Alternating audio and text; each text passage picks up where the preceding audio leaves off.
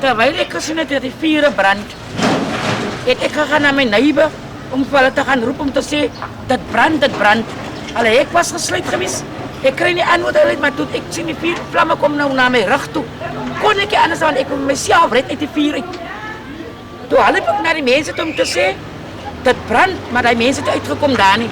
En ek is seker my saak, 3 mense brand nou dood daar. Die vlamme het ontstaan, was die ding as ek het nie uitgekom omdat my suster heel is van die gemeenskap wat in die plek in bly. En ons het begin vra, waar is Mariaatjie, waar is die ene, en ons kon niemand gekry het nie.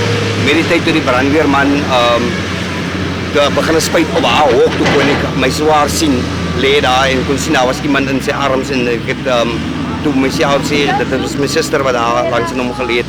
Sy het so opgekrom gelê, which means hulle het beklei of gestruggle om at least te survive, maar die vlamme was te veel vir hulle.